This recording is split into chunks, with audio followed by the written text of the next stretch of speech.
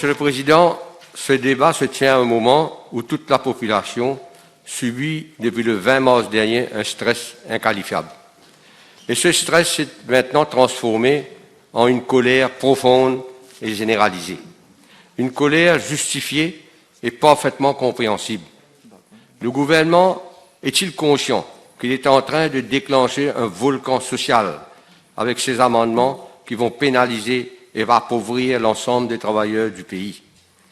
La paix sociale n'a pas de prix et le gouvernement joue dangereusement avec le feu en s'attaquant aux fondements des relations industrielles.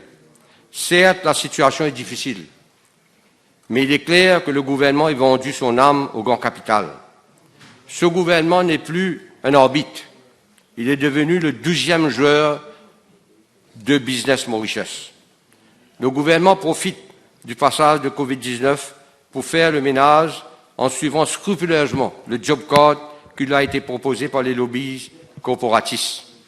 Son intransigeance bornée hier, lors de la réunion avec les représentants syndicaux, confirme qu'il est déconnecté de la réalité dans le pays.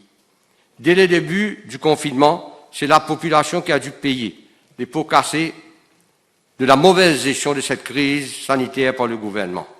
Confinement annoncé tard dans la soirée, pour le lendemain matin et mis en œuvre sans aucun préavis raisonnable. Fermeture des commerces, des supermarchés, alors que beaucoup de familles avaient des placards presque vides à une dizaine de jours de la fin du mois.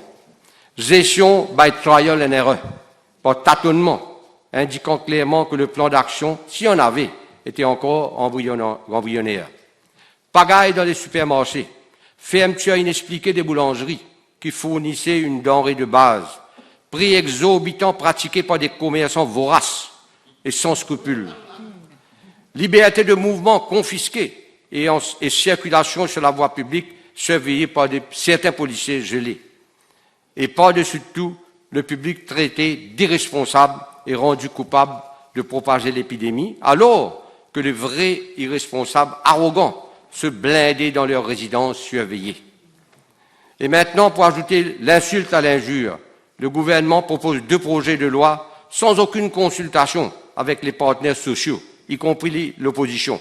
Et les travailleurs se retrouveront avec une épée de Damoclès au-dessus de la tête. Le gouvernement prend le prétexte de Covid-19 pour s'octroyer des nouvelles libertés par rapport à la Banque de Maurice, après le pillage organisé de l'HBM par les banksters qui sévissent en toute impunité, un amendement qui fait frémir. Et pour le peuple, des amendes exagérées et des clauses liberticides. Face à cette situation inédite, de nombreux gouvernements dans le monde entier ont ouvert leurs portes à des consultations plus larges et leurs esprits aux suggestions de tous les milieux. Cela n'a pas été le cas ici. C'est dramatique. Au contraire, c'est des égos démesurés, l'arrogance et l'opacité qui ont prévalu. Et très probablement, la situation aurait pu être radicalement différente à l'heure actuelle. Malheureusement, 10 patients sont décédés. Le taux de mortalité est relativement élevé par rapport aux îles voisines, ce qui peut être dû à une détection tardive et donc un traitement tardif, mais aussi à d'autres raisons cliniques.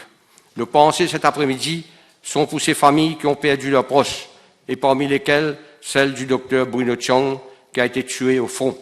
Mais ici, au lieu d'observer une minute de silence dans l'Assemblée pour les victimes, nous avons eu droit la semaine dernière à un dégoûtant tape-la-table suite à une réponse du Premier ministre au PNQ. Quelle honte!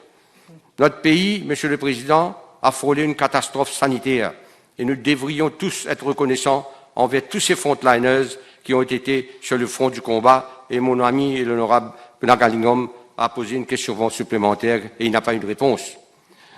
Nous sommes en train de discuter ce projet-là depuis hier, Monsieur le Président, visant à amender plusieurs textes législatifs afin de tenir compte de l'impact du Covid-19. Mais avant de discuter de ce projet de loi très controversé, nous avons le devoir de nous demander si nous aurions pu gérer cette situation différemment et ce que nous aurions pu faire pour atténuer l'impact social et économique de la pandémie sur notre pays.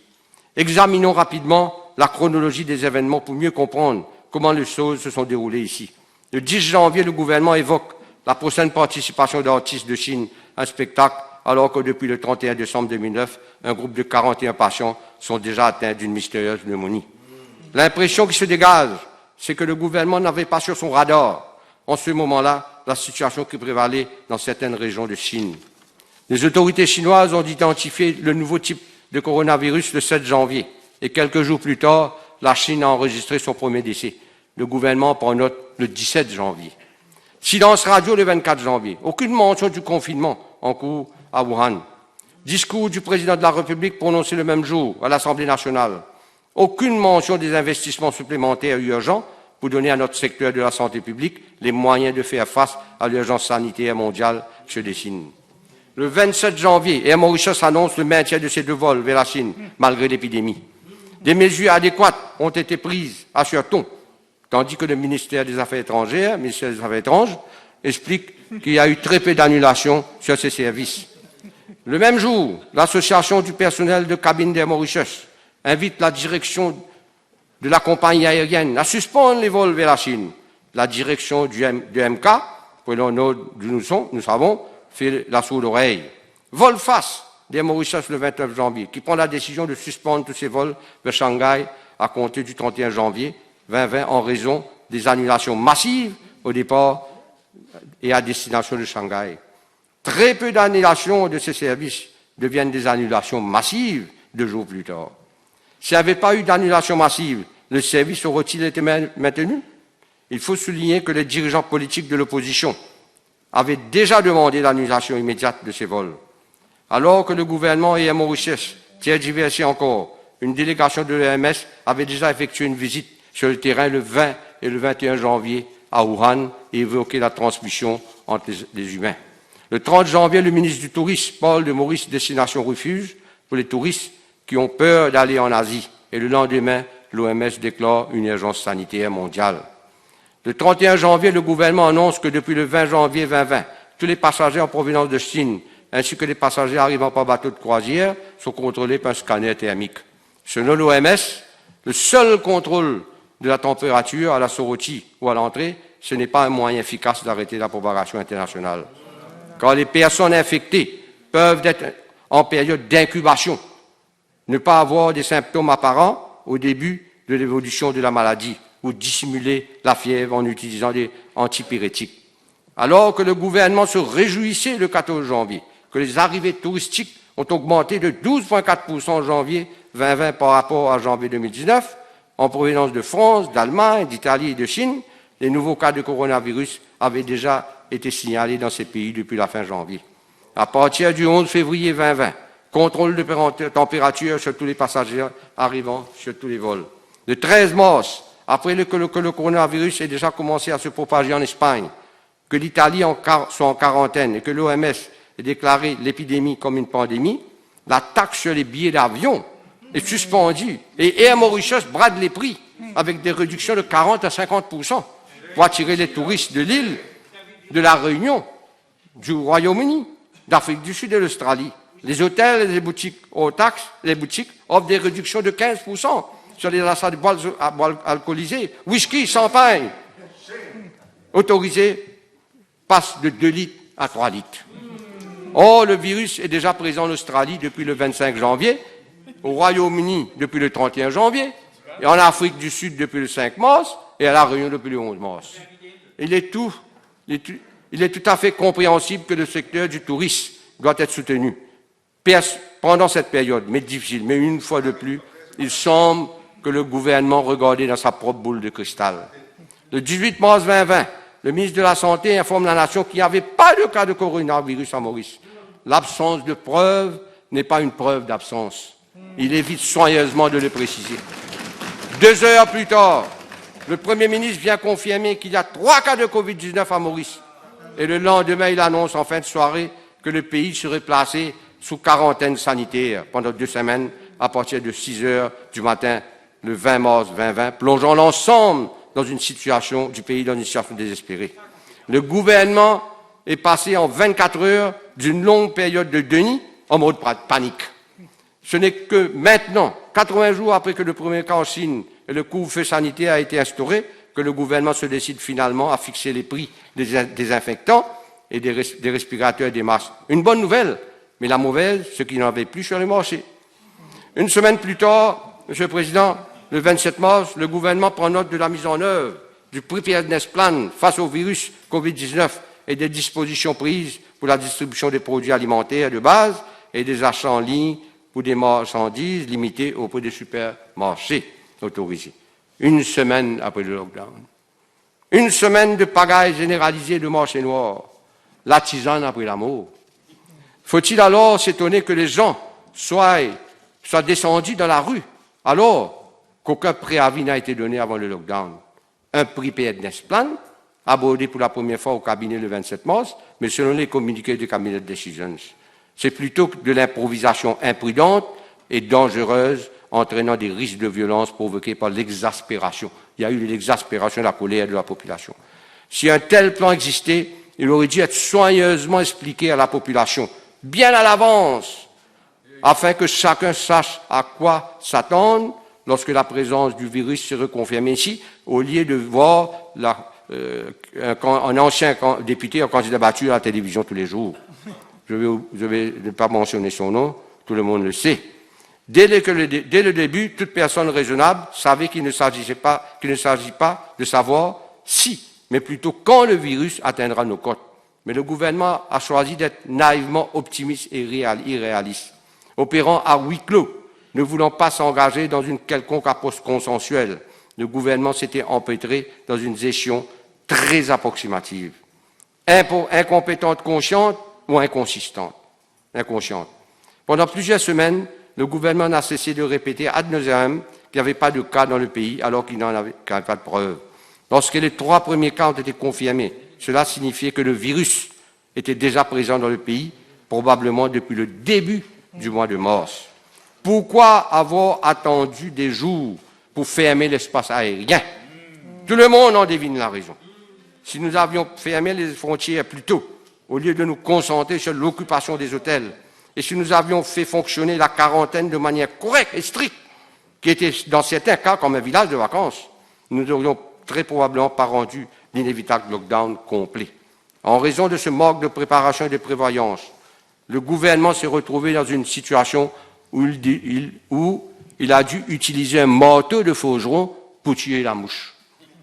L'impact social, économique et psychologique du confinement est énorme. Il a créé des inégalités, tout en exacerbant les inégalités sociales qui existaient déjà avant la pandémie. Nous serons confrontés à une hausse de chômage avec des coûts sociaux énormes. Nous souffrons déjà de l'augmentation du coût de la vie, en particulier pour le produit de base. Nous entendons de toutes parts que le fardeau devait être partagé, mais est-ce bien le cas? C'est déchirant pour le travailleur et les employés qui va être licenciés, qui seront licenciés, et les autres, pour voir le drame qui se déroule à Air Mauritius et à SBM, les nominés politiques et des escrocs déguisés en banquiers, pillent des milliards de roupies des contribuables et commettent des vols en plein jour en toute impunité. Et nous savons qui sont ces tiers personnes. Moi-même, j'ai dénoncé, Monsieur le Président, à travers des PQs, un certain M. Prancas, qui était membre du board de l'ASBM et de Air Mauritius. Monsieur le Président, dans le cas d'Air Mauritius, il s'agit nul doute d'incompétence consciente. Les pseudo-gestionnaires savaient pertinemment, je ne veux pas parler de ce Air Corridor, bien ce qu'il faisait et quelles seraient les conséquences. Aujourd'hui, le gouvernement utilise le prétexte d'une situation qu'il a lui-même engendrée pour imposer des amendements rétrogrades en utilisant sa majorité numérique dans la Chambre et la propagande de la MBC. Je fais un appel à la population, qu'elle soit sur ses gardes, quand les masses de ce gouvernement sont tombées. Et alors, le gouvernement est devenu frileux aux critiques. Laïcité et les caméras de chéri vous épient, et la police peut débarquer chez vous pour un simple post ou une caricature sur les réseaux sociaux.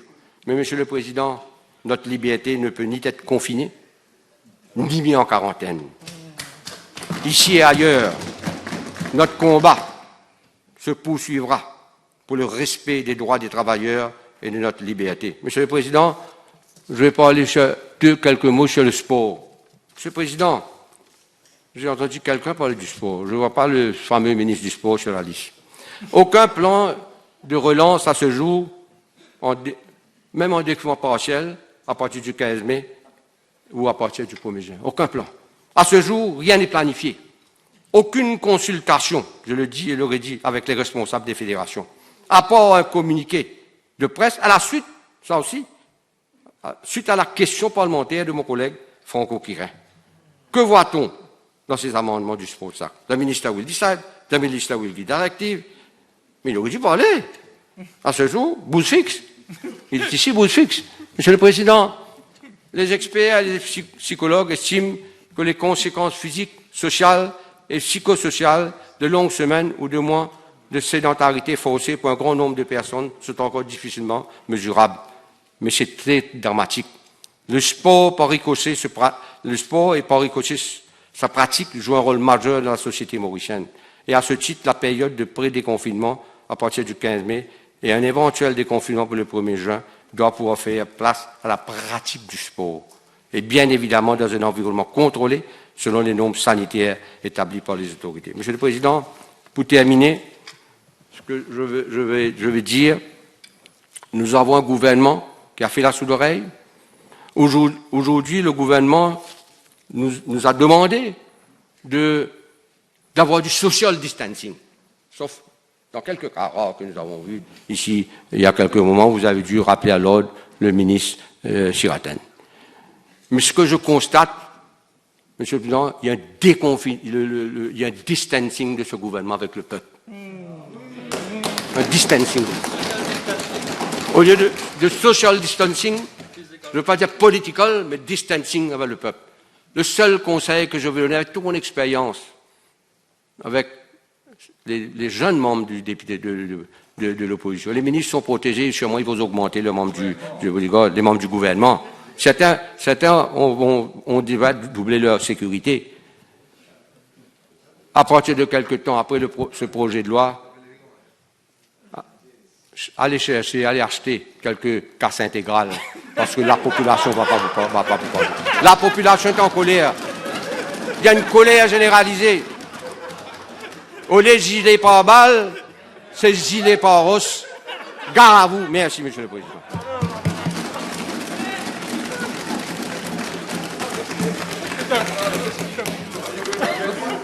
Yes. I thought you were putting me out, ordering me out.